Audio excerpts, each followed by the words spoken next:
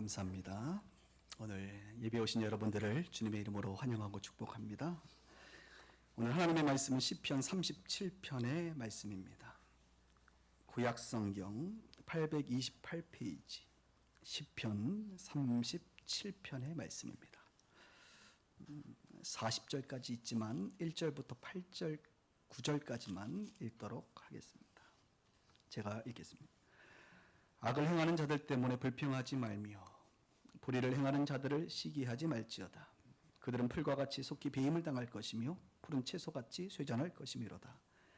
여호와를 의뢰하고 선을 행하라. 땅에 머무는 동안 그의 성실을 먹을거리로 삼을지어다. 또 여호와를 기뻐하라. 그가 내 마음의 소원을 내게 이루어 주시리로다. 내 길을 여호와께 맡기라. 그를 의지하면 그가 이루시고 내 의를 빛같이 나타내시며 내 공의를 정오의 빛같이 하시리로다.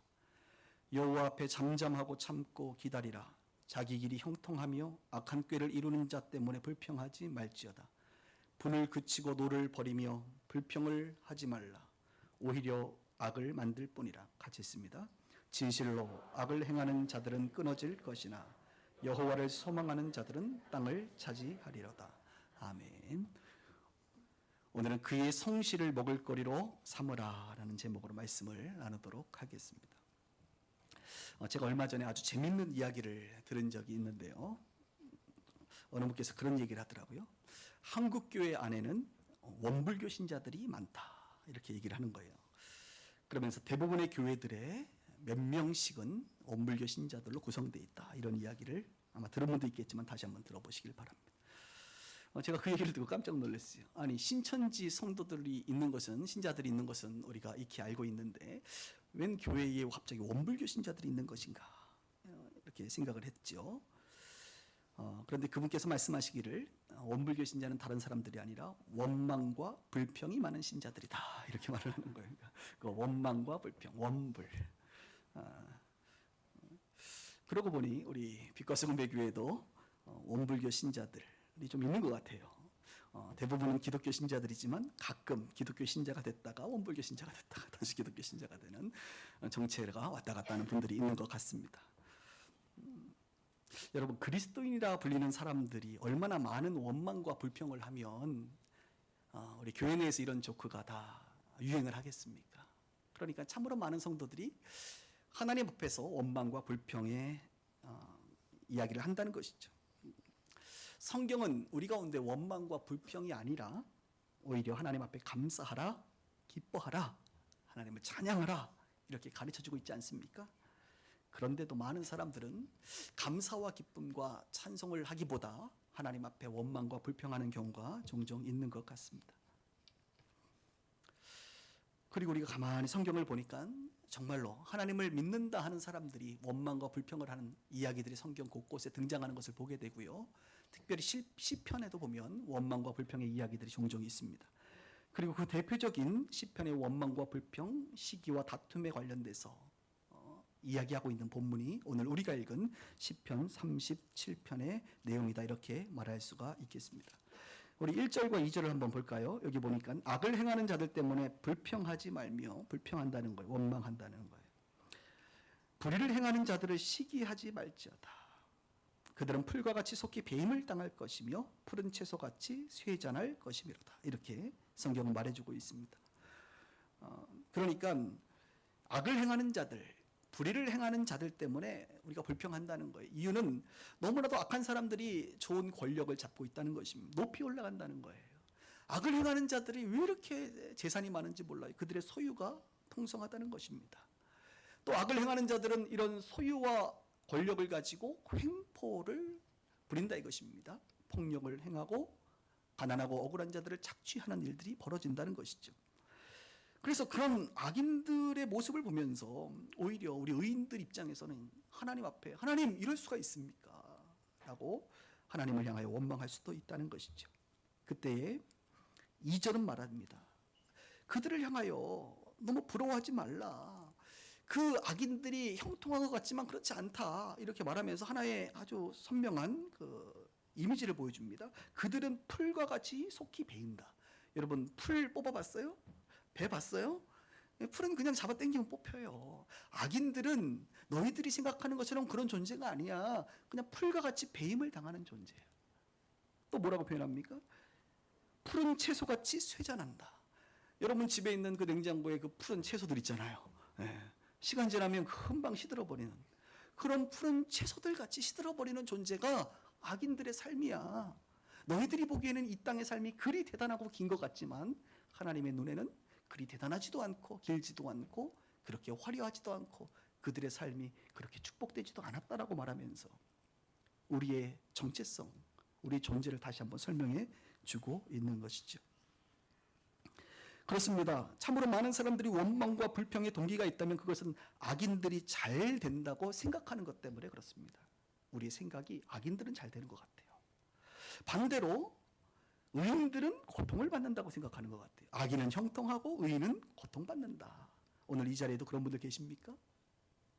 그러면서 세상을 향하여 하나님, 악인들이 저렇게 잘 될 수가 있습니까? 의인들을 보십시오. 이렇게 비참하고 고통스러워할 수 있습니까? 이거 뭐 문제 있는 거 아닙니까? 원망하며 불평할 수 있다는 것이죠. 그런데 결론적으로 얘기하면 성경은 말합니다. 그렇지가 않다는 거예요. 그것은 우리의 착각이라고 하는 것입니다. 오히려 의인이 형통하고 악인은 망한다. 이것이 성경의 가르침입니다. 시편을 보세요. 의인은 형통하다. 악인은 망한다. 이것이 성경의 가르침입니다. 그런데 우리들은 생각을 거꾸로 하는 경우가 있습니다.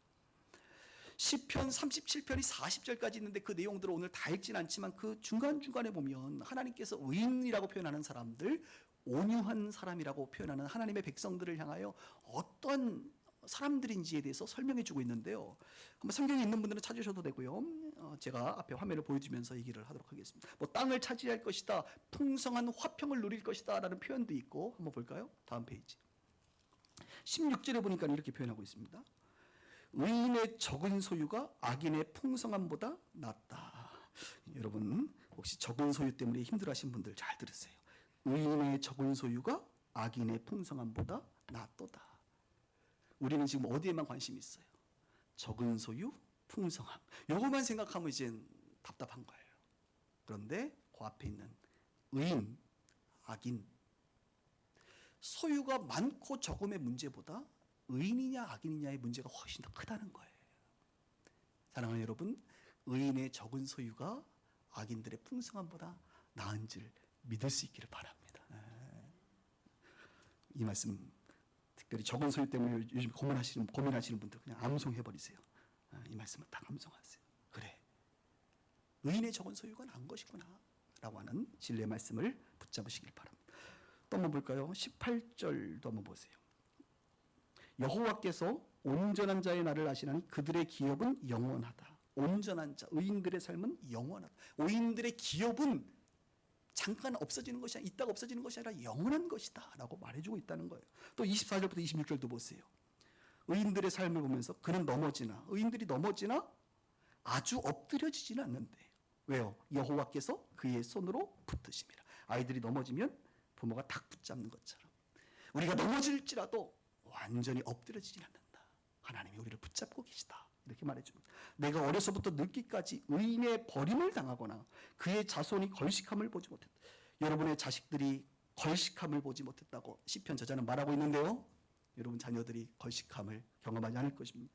더 나아가 26절에 그는 종일토록 은혜를 베풀고 꾸어주니 그의 자손이 복을 받는다다. 꾸어주는 자가 된다는 거예요. 이런 좋은 말씀들이 많습니다. 심지어는 28절에도 볼까요? 여호와께서 정의를 사랑하시고 그의 성도를 버리지 아니하신다. 하나님 성도를 버리지 않는다. 영원히 보호를 받는다. 마지막으로 37절도 보세요. 온전한 사람을 살피고 정직한 자를 볼지어다. 모든 화평한 자의 미래는 평안이로다. 평안. 지금 말하고 있는 수많은 것들이 의인들에게 주어진 하나님의 약속이요 축복입니다.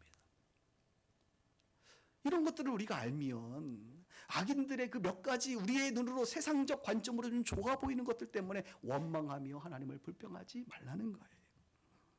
이렇게 성경은 우리 가운데 가르쳐주고 있죠.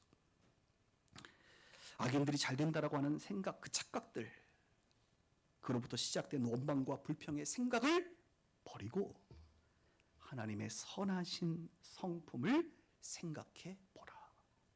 하나님의 선하신 하신 성품, 좋으신 그 하나님을 생각하라는 거예요. 우리는 무엇을 생각하느냐가 중요한데요, 원망거리, 불평거리, 시기할 것들을 자꾸 생각한단 말이에요. 아니요, 지금까지 하나님께서 써주신 이런 수많은 하나님의 성품들, 좋은 것들을 생각해야 될 필요가 우리 가운데 있습니다. 그러면서 오늘 3절이 가장 중요한 말씀인데 한번 눈으로 3절을 봅시다. 여호와를 의뢰하고 선을 행하라. 이 땅에서 여호와를 의뢰하고 선을 행하란 말이에요. 땅에 머무는 동안 그의 성실을 먹을거리로 삼을지어다. 오늘 설교 제목이 그의 성실을 먹을거리로 삼으라, 이 표현인데요, 우리가 먹는다라고 표현하고 있습니다. 무엇을 먹으래요? 하나님의 성실을 먹으래요. 이게 도대체 무슨 말이고, 오늘 이것을 우리가 풀어내는 것이 오늘 설교의 핵심입니다. 하나님의 성실을 먹으래. 하나님의 성실을 먹어라. 이게 도대체 무슨 말일까? 다른 말로 하나님의 성실하심의 성품을 좀 보라 이거예요. 그 하나님의 성실하심을 내 육적인 뿐만 아니라 내 영적인 삶의 양식으로 수용하라, 받아들이라, 생각하라, 믿으라, 이렇게 말하는 것입니다. 영어 성경에 보면 이 표현들이 이렇게 나왔습니다. 하나님께서 만드신 안전한 초원을 즐겨라. 엔조이라는 단어를 써요. 하나님이 너희들에게 안전한 초원을 만들어놨는데 그것을 좀 즐겨라. 그것이 성실을 먹는 거예요. 하나님. 안전한 초목지에서 하나님의 성실하심을 좀 받아 먹어라. 마치 양들이 먹는 것처럼 그것을 먹을거리로 삼아라, 이렇게 표현하고 있습니다. 성실이라는 단어는 영어로 faithful, 믿을 만한이라는 단어, 믿을 만한. 하나님 우리에게 믿을 만한 그분이시죠. 우리가 하나님을 향하여 충성이라는 표현을 쓸 때는 이 faithful 같은 단어를 쓰는데, 우리 인간의 입장에서 하나님께 하는 것이 충성이라고 한다면 하나님께서 우리 가운데 하시는 faithful은 성실이라는 단어로 우리 가운데 다가옵니다. 조금 더 다른 표현으로 은혜라고 표현할 수도 있겠습니다. faithful, 믿을 만하다. 누가요? 하나님은 믿을 만한 분이십니다. 하나님은 우리에게 공급해 주시는 분이십니다.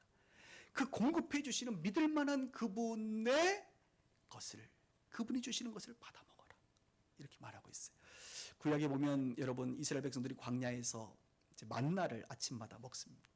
만나는 참 신비로운 음식인데요, 안식일 전날에는, 안식일 날은 만나가 아침에 하나님 주시지 않고 그 전날 2인분을, 2일치를 이제 거둘 수 있게 해놨습니다. 그래서 내가 이제 못 믿어, 하나님이 자꾸 못 믿어. 그래가지고 한 3일치를 거두면 어떻게 되죠? 썩어요. 썩어요. 이 만나의 그 진리 중에 하나는 뭐냐면 하나님을 믿어라. 내일 아침에도 주실 만나. 못 믿겠는데 다음 날 것까지 미리 좀 모아야겠는데, 그러면 악취나고 썩은 내 나고 짐되고 쓰레기 봉투 사야 되고 복잡해져요. 믿으라 이거예요. 내일도 주실 만나. 그렇게 40년을 우리 주님은 이스라엘 백성들에게 매일 아침마다 만나를 공급하여 주셨습니다. 이것이 하나님의 성실하심이 아니고 무엇이라고 우리가 설명할 수 있겠습니까? 이 하나님의 성실하심의 결과를 먹은 이스라엘 백성들이죠. 오병이의 기적을 아십니까? 예수님께서 한 번은 자신의 이야기를 들으려고 모였던 수많은 사람들, 5,000명이나 되는 많은 사람들에게 보리떡 5개와 물고기 2마리로 그들을 그냥 보내지 아니하시고 성실하신 예수님께서 그들을 먹이셨습니다. 예수님께서 십자가에 돌아가시기 전에 제자들과 함께 한 것이 무엇입니까? 최후의 만찬이라고 말할 수 있는 주의 만찬을 엽니다. 제자들을 먹이셨습니다. 떡을 먹이면서 이 떡이 단순한 육의 양식일 뿐만 아니라 이 떡은 내 몸이다 말씀하셨고, 이 포도주는 단순한 그냥 포도주 음식이 아니라 영적인 너의 영혼을 배부르게 하고 너의 영혼을 구원할 피다, 언약의 피다, 이렇게 말씀하셨어요. 그러니까 우리 하나님 예수님은 늘 우리 인생들에게 먹이십니다. 육적으로도 먹이실 뿐만 아니라 영적인 이 목마름과 배고픔을 해결해 주시는 분이세요. 우리 주님은 늘 먹으라 이렇게 말해요. 나를 먹으라. 예수님은 내 피를 마시라, 내 살을 먹으라, 내가 준 하늘에 신령한 만나를 먹으라. 공급해 주실 때 그분은 신실하시고 성실히 우리 가운데 공급해 주세요. 그래서 성실히 하나님께서 우리 가운데 주시는 그 먹을거리, 그것에 대해서 오늘 4절부터 7절은 이런 식으로 표현하고 있습니다. 한번 들어보십시오. 또 여호와를 기뻐하라. 여러분 암송 구절 중에 하나죠. 여호와를 기뻐하라. 그가 내 마음의 소원을 내게 이루어 주신다. 또 5절 내 길을 여호와께 맡기라. 그를 의지하면 그가 이루신다. 내일을 빛같이 나타내시며 공의를 총호의 빛같이 하신다. 또 7절 여호와 앞에 잠잠하고 참고 기다리라. 자기 길이 형통하게 된다. 이렇게 말해요. 여러분 마음의 소원을 이루어 주시고 그분께서 무언가를 이루어 주시고 형통하게 하시는 것은 그분의 성실하심의 결과입니다. 그래서 하나님의 성실하심을 먹는다는 것은 그분을 믿고 믿는 게 중요해요. 그분을 믿고 기뻐하는 거예요. 엔조이 한다고 그랬죠. 엔조이. 기뻐하는 거예요. 그분을 믿으니까 기뻐하는 거예요. 그분을 내게 맡기는 거예요. 믿으니까 맡겨요. 맡겼으니까 참고 기다리는 거예요. 여러분 우리는 상당히 많은 것들을 맡깁니다. 요즘에 뭐 감기 걸리신 분들도 있는데 병원에 가시면 여러분들의 목을 맡기잖아요. 몸을 맡겨요. 의사들에게. 믿을만 하니까. 여러분의 많은 것들을 다른 사람에게 맡겨요. 다른 기관에게 맡겨요. 다른 단체에게 맡겨요. 위임한단 말이에요. 심지어는 정부에게 맡겨요. 왜 맡겨요? 믿을만 하니까 맡기지.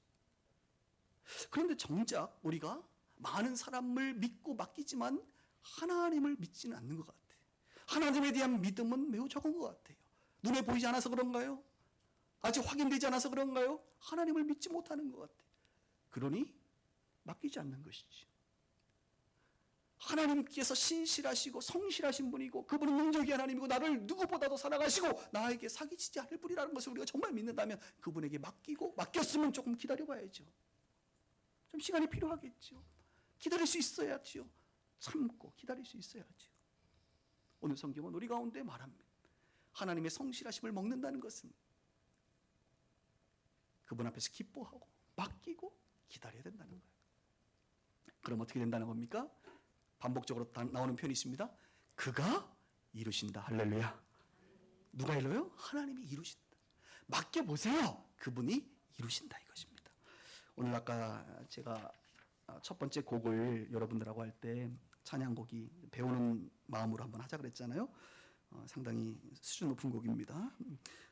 노래 제목이 주가 일하시네라는 곡이잖아요. 가사가 이랬죠. 날이 저물어 갈 때, 빈들에서 걸을 때, 내 힘으로 안 될 때, 빈손으로 걸을 때 주가 일하시네. 주가 일하시네. 그리고 마지막 단어가 뭔지 아세요? 신뢰하며 걷는 자에게. 신뢰하며 걷는 게 뭐예요? 믿는 거예요. 맡기는 거예요. 그분께. 신뢰하며 걸을 때 그 성실하심, 하나님을 믿습니다. 그 믿음을 먹는 거예요. 오늘도.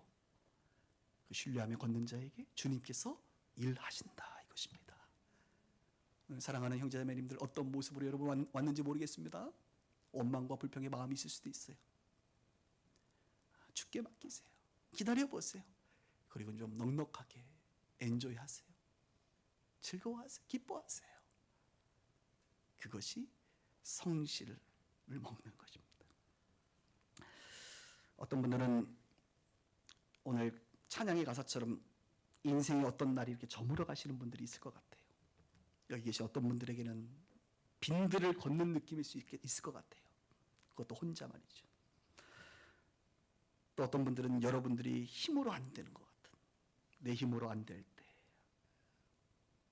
힘으로도 안 되고 또 빈손으로 걸을 때 이런 분들이 계실 것 같아요. 그럴 때 오늘 성경은 여러분들에게 말씀합니다. 하나님의 성실하심을 보라. 하나님의 성실하심을 보라. 그가 일하신다. 그가 이루신다. 라고 하는 말씀을 우리 가운데 줍니다.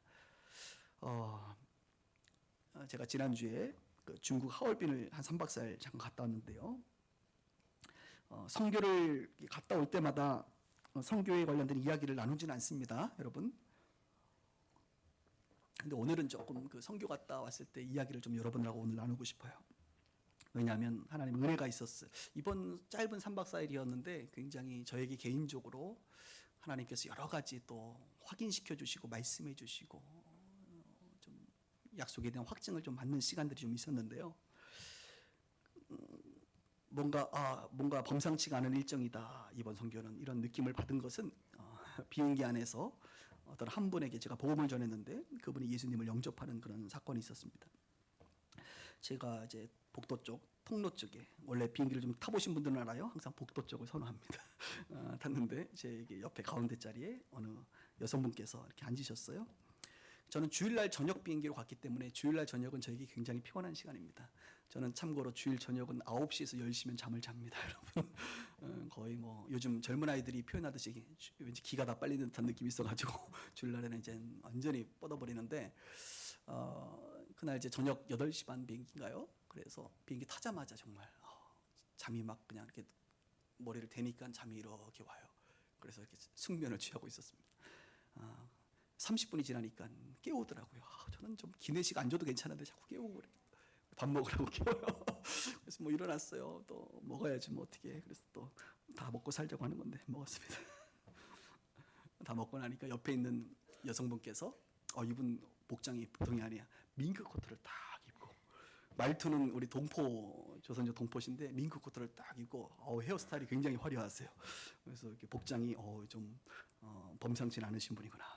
무서웠어요. 그래서 말을 걸지 않고 있었는데 이분께서 노란색 막대 커피를 저에게 주셨습니다. 노란색 막대 커피 뭔지 아세요? 오늘 저희 식당에 가시면 여러분 그거 많습니다. 맥심 커피라고 말할 수 있습니다. 요즘 사람들은 우리 한국 분들은 잘 안 드시는 것 같은데 해외에서는 여러분 이 노란색 막대 커피가 그렇게 인기가 좋아요. 정말 아주 신비한 맛입니다. 어떻게 이런 것을 만들었을까? 그래서 그것을 저한테 주시면서 이거 드시라고. 나는 승무원들이 주는 아메리카노 먹고 싶은데 그분에게는 이게 더 좋은 거예요. 그래서 저에게 친절히 이걸 드시라고. 그래서 제가 그것을 이렇게 먹었습니다. 마시고 나니까 고맙잖아요. 그래서 제가 인사를 했어요. 고맙다고 인사를 하고 또 전 자야 되니까.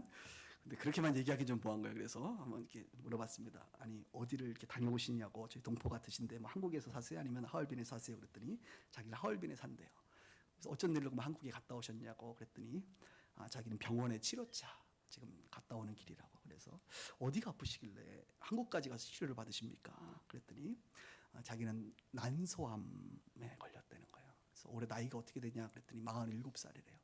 45살에 난소암을 걸려서 지금 13번의 항암 치료를 받고 있다고. 3년의 시간이 흘렀다 이렇게 얘기를 하더라고요. 그러시냐고. 고생이 많으시네요. 어떻게 치료 잘 되셨죠? 이렇게 마무리 정리를. 난 자야 되니까 마무리 정리를 하고 이제 딱 누웠습니다. 역시 근데 잠이 안 와요. 자려고 하니까 성령님께서 나를 불편하게 하세요. 어떤 마음이 자꾸 드냐면 그냥 그런 마음 느낌이 오는 거예요. 야, 암이라잖아. 그런데요, 암이라잖아. 이 마음이 자꾸 드는 거예요. 그래서 당신 예수 믿으세요? 이걸 확인해야 될 것 같은 생각이 드는 거예요. 그래서 제가 물어봤어요. 혹시 교회 다니세요? 안 다닌대. 어떻게 해야 돼요? 복음 전해야지. 안타깝잖아. 언제 죽을지 모르는데, 지옥 갈지도 모르는데. 이런 부담감을 주님이 막 주셔가지고 난 자야 되는데. 그래서 마음을 결단하고 이제 말을 걸기 시작했습니다. 제가 목사라고. 한국의 목사 아시죠? 안 돼. 혹시 교회 다니시냐고. 안 다닌대. 하나님 믿냐? 안 믿는데. 예수님도 모르시겠네요. 알긴 알지만 안 믿는데. 그러면서 교회 목사를 만나면 사람들이 교회에 대해서 여러 가지 안 좋은 이야기를 많이 합니다. 그래서 막 교회에 대해서 안 좋은 얘기를 하는 거예요. 그래서 제가 이게 마귀의 전략이야. 난 지금 복음을 전해야 되는데 토론을 하게 만드는 것이 마귀의 전략이거든요. 그래서 내가 들어주고 좀 어느 정도 아직 나에게는 2시간이 있으니까 도착할 때까지 어느 정도 말을 정리하고 제가 이렇게 질문했습니다. 선생님, 혹시 본인이 지금까지 인생을 살면서 죄인이라고 생각해 본 적이 없으십니까? 혹시 죄인이라고 지금 느끼시진 않습니까? 라고 말했더니 이분께서 화를 내시면서 왜 내가 죄인입니까? 자기 자신에 대해서 확신이 있는 거예요. 그래서 보통 분이 아니구나. 이걸 제가 이제 깨달으면서 나는 공산당원이라고. 이야, 제대로 걸렸어요. 공산당원을 만났습니다. 나 목사라는 거 알려줬는데 큰일 났네. 그러면서 자기는 죄인 아니라고. 내가 무슨 그렇게 큰 죄를 졌냐고. 그래서 그런 이야기를 하는 거예요. 알겠다고. 그래서 죄 문제로 바로 들어갈 뻔했는데 못 들어가고 이제 다시 하나님으로 다시 거꾸로 돌아가서 하나님의 사랑에부터 하나님이 계시거든요. 제가 목사인데 하나님이 계시니까 제가 목사가 됐죠. 하나님 계세요. 아직 못 만나셨겠지만 하나님이 계세요. 하나님께서 우리 선생님을 얼마나 사랑하시는 줄 아세요? 하나님은 우리 선생님을 사랑하세요. 아직 하나님의 사랑을 잘 모르셔서 그렇지 하나님이 계시고 하나님이 사랑하십니다. 그랬더니 말을 안 하시더라고요. 그런데 왜 그 하나님의 사랑을 모르는 줄 아세요? 죄가 있기 때문에 그래요. 그러면서 원죄와 행위죄에 대해서 1단계 강의를 하듯이 제가 이야기를 시작했습니다. 그리고 나서 죄인인 것을 인정하십니까? 반응을 안 하더라고요. 여러분, 대답하지 않는다는 것은 암묵적 동의를 의미합니다. 그래서 우리 선생님께서 오늘 이 시간에 예수 그리스도께서 당신의 죄를 위하여 십자가에 죽은 것을 설명하고 예수님을 영접하시면 죄의 문제를 해결할 수 있고 구원에 이르게 되고 하나님의 사랑을 이제부터 알아갈 수 있는 길이 열립니다. 그 예수님을 영접하시겠습니까? 가만히 있죠. 예수님을 영접하는 것은 어렵지 않습니다. 이 시간에 눈을 감고 제가 하는 기도를 진실하게 따라하면 예수님께서 당신 안에 들어와 당신 안에 거하시면서 당신이 구원에 이르게 됩니다. 아무 반응 안 할 때는요, 자꾸 물어보면 안 돼요. 계속 밀고 나가는 거예요. 자, 뭐 눈을 감으시겠어요? 눈을 감더라고요. 제가 하는 기도를 속으로 따라하세요. 진실하게 따라하시면 당신은 구원을 받습니다. 죄의 문제를 해결할 수 있습니다. 생각해요. 비행기에서 옆에서 보고 주 예수님, 나는 주님을 믿고 싶습니다. 십자가에서 죽으신 예수님, 당신을 믿고 싶습니다. 나의 죄를 용서하시고 나를 하나님의 자녀 삼아주시고 나에게 천국을 허락해달라고 이렇게 기도를 했어요. 그랬더니 예수님의 이름으로 기도합니다. 아멘. 눈을 뜨세요. 그랬더니 눈을 뜨더라고. 기도하셨어요? 그리고 이제 그 이후에 계속 이야기를 했어요. 그리고 나서 제 마음 가운데 또 시간이 많이 남았어요. 제가 뭐 기도를 해줘도 되겠냐고, 목사인데 내가. 그랬더니 역시 기도를 해도 된대. 그래서 눈을 또 감으시라고.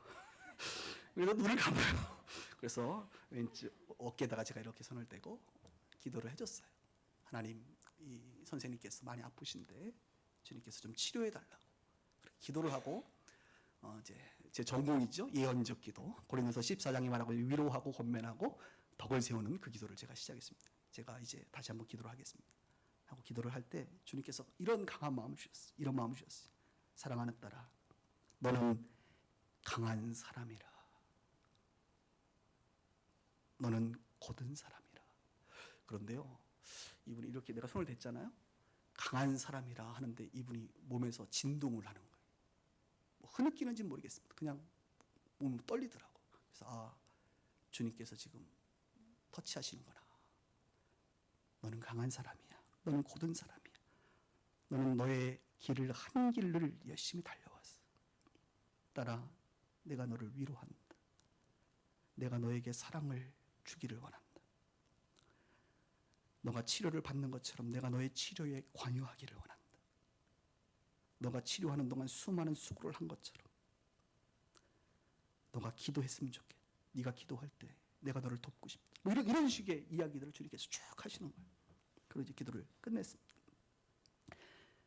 끝나고 나서 이분의 반응은 어떻겠습니까? 당연히 기도 끝나자마자 손이 눈으로 가는 거죠. 그러면서 눈물을 닦으면서 마음을 활짝 열어서 자기 고백을 하기 시작하는 거예요. 목사님이라 그랬죠. 예. 제가 얼마나 강한 사람인 줄 아세요? 제가 40대 제가 중국어 교사입니다. 제가 지금 중국 교사라는 거예요. 중국 공립학교 중국 교사.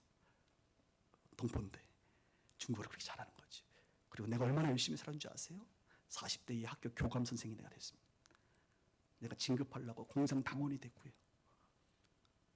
제가 13번의 항암 치료를 받으면서 손톱발도 다 빠지고 지금 새로 났고 몸에 있는 모든 털이라고 하는 것은 다 빠지고 지금 제가 쓴 게 가발인 거 아시죠? 보니까 가발이더라고요.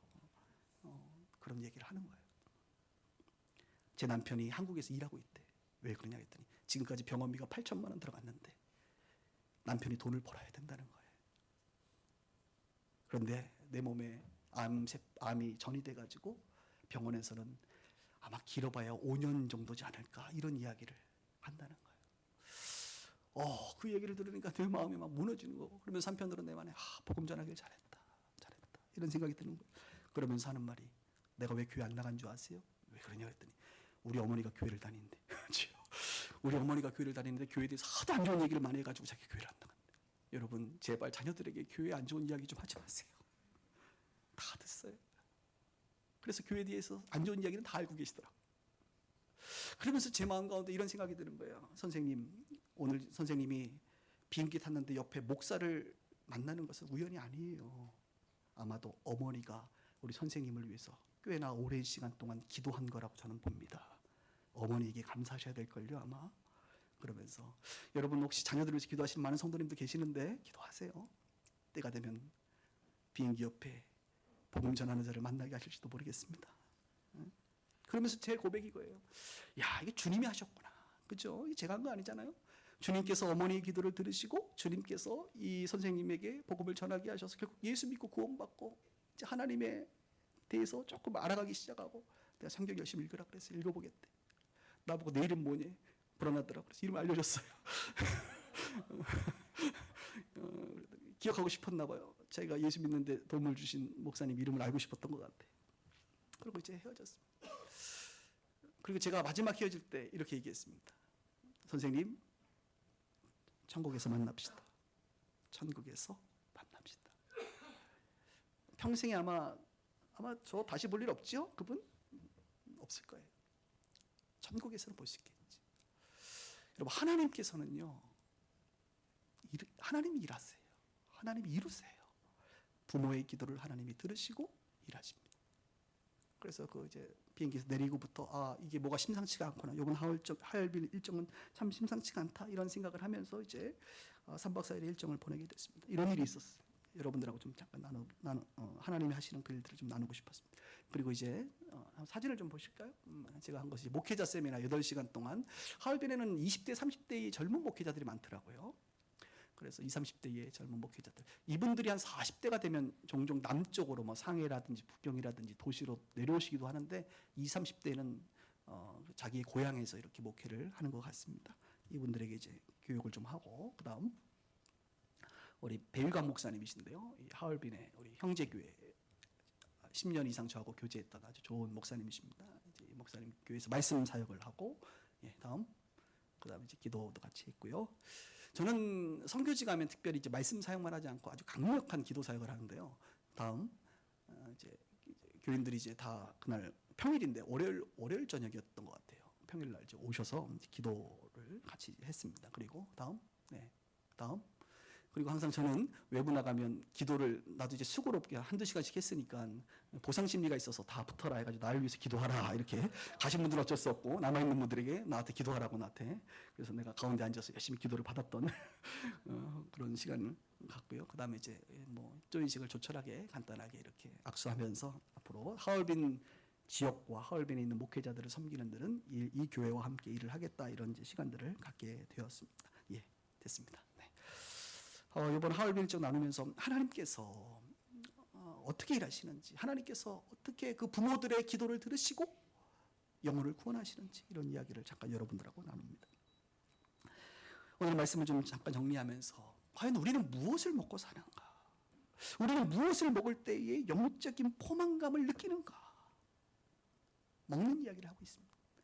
요한계시록 3장 20절에 보면 유명한 말씀이 있죠. 볼지어다 내가 문 밖에 서서 두드리노니 누구든지 내 음성을 듣고 마음의 문을 열면 내가 그에게로 들어가 그와 더불어 그는 먹고 그는 나와 더불어 먹으리라. 우리 예수님께서 여러분들에게 마음의 문을 오늘도 두드리고 있어요. 아까 그 선생님에게도 하나님께서 마음의 문을 두드리고 있어요. 마음의 문을 열면 우리 주님께서 들어가 그와 더불어 뭐 한대요? 먹고 마신다. 먹는다. 함께 먹는다. 먹는 것에 대해서 말하고 있어요. 무엇을 먹는다는 것입니까? 하나님의 사랑을 먹고 마시는, 하나님의 은혜를 먹고 마시는, 하나님의 그 성실하심을 먹고 마시는. 우리 주님도 우리의 충성함을 먹는 거예요. 교제하는 거예요. 이것이 영적인 교제입니다. 식탁 교제입니다. 저는 오늘 이 짧은 설교를 통해서 여러분들 마음 가운데 두드리시는 주님의 음성을 듣게 되기를 바랍니다. 내가 너에게 들어가고 싶다. 내가 너의 인생에 관여하고 싶다. 내가 너의 생각에 관여하고 싶다. 내가 너의 삶에 관여하고 싶다. 다른 것들을 믿고 의지했던 너의 그 삶 가운데 나의 성실을 먹어라. 나를 믿어라. 나에게 맡겨라. 기다려라. 내 앞에서 즐거워라. 라고 말씀하시는 그 주님의 음성을 듣게 되기를 바랍니다. 사랑하는 여러분, 하나님은 성실하세요. 아멘. 그 성실하신 주님을 엔조이하시고 기뻐할 수 있는 우리 빛과 소금의 교회 성도님들 되시기를 주님의 이름으로 축원합니다. 기도하십시오.